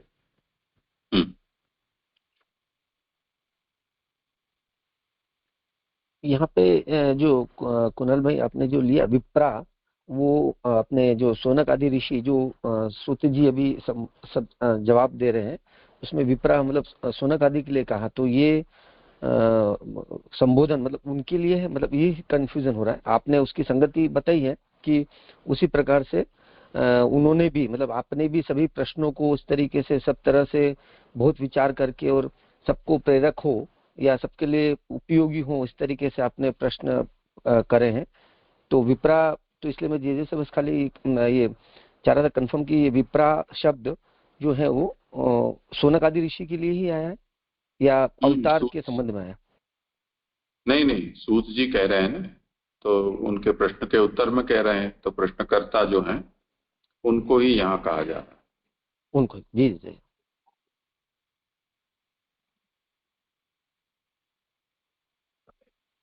यहाँ पे एक दूसरा क्वेश्चन ये था कि ये जो है ना कि शंका कि वैन जैसे दुष्ट राजा से क्यों कर पैदा हुआ ये जो पृथु राजा है वो, तो उसका जो उत्तर आया तो उत्तर ऐसा समझना कि भाई ऋषियों से प्रार्थना किए गए, यानी कि ऋषियों ने प्रार्थना की थी इसीलिए पैदा हुए, ऐसे उस तरीके से उसका उत्तर समझना। वो समाधान कैसे किया वो जरा क्लियर नहीं हो रहा। हाँ करो समाधान। जी, मतलब मेरी समझ में मतलब जैसे चतुर्थ स्कंद में आता है तो ऋषि प्रार्थना करते हैं वहां पर, मतलब वो वेन का जो शरीर है वो वहां पड़ा है मृतदेह, और फिर ऋषि जो है वो चाहते हैं, क्योंकि ऋषि जो है उनका धर्म तो जो है वो निवृत्ति वाला है, तो कोई तो राजा चाहिए। तो फिर वेन से जो है वो पृथु का वहां पर वो उसके शरीर का जो करते हैं वो मथन करते हैं और पृथु राजा वहां पर उत्पन्न होते हैं। तो वहां ऋषि बेसिकली है जो करता है वो प्रार्थना करते हैं भगवान को कि कोई ऐसा राजा हो जो रक्षा करे उनकी। तो इसलिए ऋषि भी अर्चित हो, ऋषि भी उन लोगों ने प्रार्थना की ऐसे, ये मेरी समझ है। हाँ ठीक है, अच्छी कहा। जी जी जी।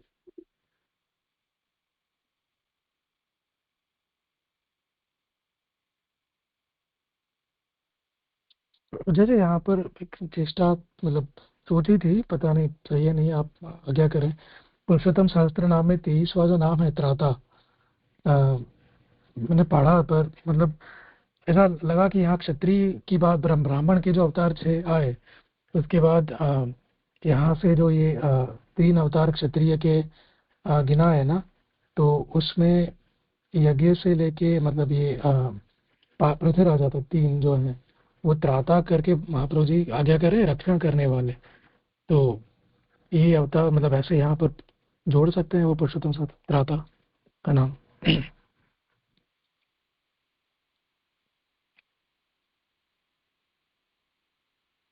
देखो इसमें ये पुरुषोत्तम शास्त्र पीडीएफ का पेज है 95 और पृष्ठ संख्या प्रिंटेड बुक की है 45। तो पुरुषोत्तम शास्त्र नाम 45 पृष्ठ 45। इसमें ऐसी आ गया है कि वे स्वयं भक्त, मतलब वहां पर नाम ऐसा नहीं दिया किंतु ऐसा है कि स्वयं भक्ति मार्ग का, मतलब उसमें पढ़ रहा हूँ मैं वो पेज के कि स्वयं भक्ति मार्ग का स्थापन करने वाले होने से निज भक्तों पर कृपा कर उनका रक्षण करने वाले हैं, अर्थात उनके अनेक दुखों एवं दुर्गुणों को दूर करने वाले आप ही हैं। उनके अशुभ टल जाते हैं तथा पाप पुंज भी नष्ट हो जाते हैं। पुराण में कहा गया है कि न क्रोधो न च मात्सर्य न लोभो न शुभामति भवति कृत प्रणयानाम भक्ताम पुरुषोत्तम न वासुदेव भक्तानाम अशुद्धम विद्यते क्वचित जन्म मृत्यु जरा व्याधि भयम नाप्यु प्रजायते। मतलब अर्थ है उसका कि पुरुषोत्तम भक्ति वाले पुण्यवान भक्तजनों को क्रोध मत्सर लोभ अशुभ बुद्धि इत्यादि कोई भी दुर्गुण नहीं छू सकता। वैसे ही वासुदेव श्री कृष्ण के भक्त का किसी भी दिन कुछ भी अशुभ अमंगल हो नहीं सकता और जन्म मरण जरा रोग इत्यादि का भय भी उनको नहीं उत्पन्न होता। प्रभु ही ऐसा है कुणाल, देखो इसमें 44वें श्लोक में सबसे पहले की पंक्ति है ना, वहां पढ़ो कि 19 नाम जन्माद्यस्य श्लोक से लेकर निगम कल्पतरो हो श्लोक पर्यंत गूढ़ भावों को दर्शाने वाले हैं। तो प्रथम स्कंद के जो प्रथम 3 श्लोक हैं उनके 19 नाम हैं। अब बाद में आने वाले नामों को प्रकरणार्थ को दर्शाने वाले श्लोक समुदाय के अर्थ को एक नाम में प्रतिपादन करने वाला सूत्र रूप समझना। तो यहाँ जितने भी नाम हैं वो नाम कहीं तो कोई एकाध श्लोक से संबद्ध होंगे वाक्य से, कहीं वो प्रकरण से संबद्ध होंगे। तो अब यहां जैसे शौनकाद्यखिलेष्टदः, तो सूत के रूप में भगवान वहां पधारे हैं, शौनक आदि मुनियों को सर्वोत्तम वस्तु यानी भक्ति देने वाले।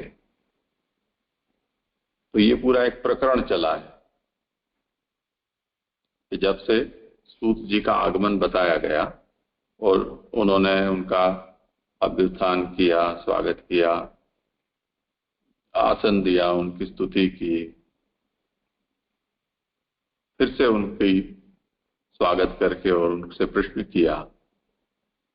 तो ये शौनकाद्यखिलेष्टदः, ये पूरा सूत जी का चरित्र उस बात को कहता है। उसके बाद जैसे भक्ति प्रवर्तक, तो ये जो सूत जी हैं वो इनके प्रश्नों का उत्तर दे रहे हैं, उस उत्तर के रूप में भक्ति की प्रवृत्ति यहां बताई जा रही है।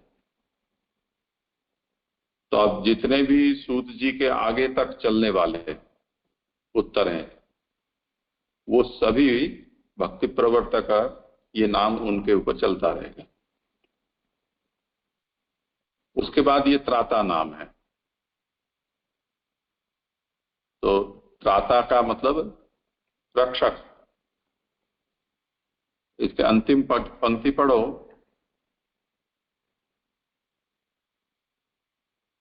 इसकारा त्राता अर्थात भक्ति द्वारा समर्पित भगवतीय जनों का रक्षण करने वाला परमात्मा। भक्ति ही प्रभु की प्राप्ति में मुख्य साधन है, ऐसा सिद्ध होता है। इस प्रकार की उत्तम भगवत भक्ति का प्रवर्तन निज भक्तों के रक्षण करने वाले प्रभु हैं। इस कारण त्राता अर्थात भक्ति द्वारा समर्पित भगवती जनों का रक्षण करने वाले परमात्मा। तो ये सब बातें वो सूत जी से ही जुड़ी हुई चली आ रही है। उसके बाद कुछ नारद जी से जुड़ी बात आएंगी, कुछ व्यास जी के साथ जुड़ी बात आएंगी। तो अभी ये जो आज हमारा ये अवतार वाला जो चल रहा है तृतीय अध्याय, वो प्रकरण के अंतर्गत वो नाम ही आएगा। उसके विषय में ये अलग से कोई नाम नहीं है कि भाई ये अवतार का ये नाम हो, ऐसा नहीं है। तात्पर्य यही है। क्लियर हुआ मतलब। ठीक है, आज समय हुआ है, यहाँ विराम।